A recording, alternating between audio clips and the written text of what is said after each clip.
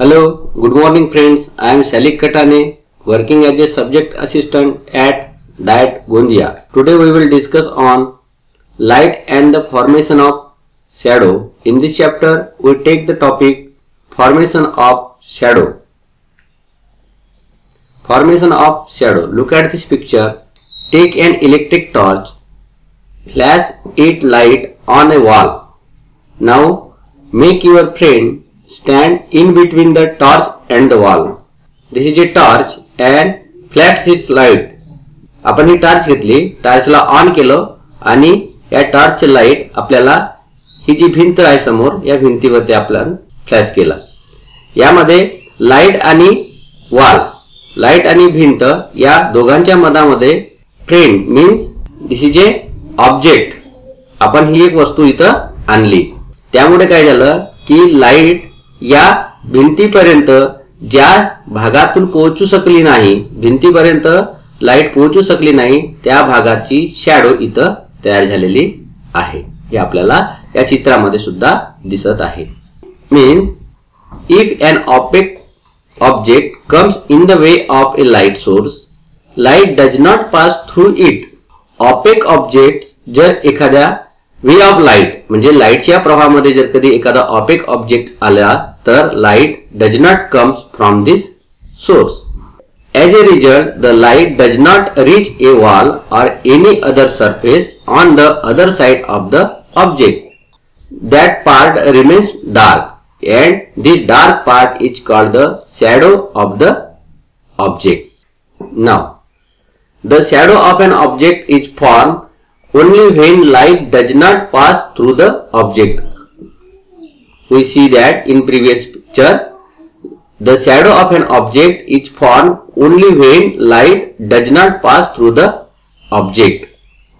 म्हणजे एखादी शॅडो तेव्हा तयार होते की त्या ऑब्जेक्ट मधून लाईट पास होत नसेल तर त्या ऑब्जेक्टची शॅडो आपल्याला तयार झालेली दिसते. Look at here. This is an object, this is the surface and this is torch. या टॉर्च मधून निघालेला लाईट या सरफेस पर्यंत ज्या भागामधून पोहोचलेला आहे तिथे उजेड आहे आणि ज्या भागातून ऑब्जेक्ट मुळे लाईट भिंतीपर्यंत पोहोचू शकलेला नाही त्यामुळे या ऑब्जेक्टची इमेज, ऑब्जेक्टची शॅडो इथं तयार झालेली आपल्याला दिसत आहे. Look at this another picture. The kind of shadow it forms depend upon the relative distance between the source of light, the object and the surface or the screen on which the shadow is for. आता वेगवेगळ्या प्रकारच्या shadow आपल्याला दिसतात. तर this depend upon the distance between the source of light and the screen on wall or surface and distance between the light, source of light and object. Again distance between the object and the screen means depend upon the distance between source of light, object and screen, the various kind of shadow it forms. The shadow of an object formed due to the sunlight is long in the morning and evening and short in the afternoon. We can easily note these changes if we observe the trees along the roadside. सूर्यापासून आपल्याला विविध वस्तूंची shadow दिसतात. तर सकाळच्या वेळी आणि संध्याकाळच्या वेळी त्या आपल्याला लांब दिसतात आणि दुपारून त्या आपल्याला शॉर्ट दिसतात. तर त्या मागचं कारण काय की दुपारून सूर्य आपल्या डोक्यावर असतो आणि त्यामुळे आपली सावली लहान दिसत असते. In this figure we see clearly.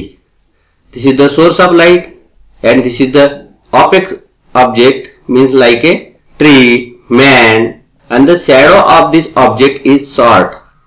Look here. Means at afternoon the shadow of man is short as compared to shadow of man at morning and evening. These changes in the shadow depends on the source of light, the object and also on the surface on which the shadow is formed. आणि अशा प्रकारचे changes shadow मध्ये आपल्याला दिसून येतात. हे कशावरती तर source of light, the object आणि the surface on which the shadow is form या तिघांवरती ते अवलंबून असतात.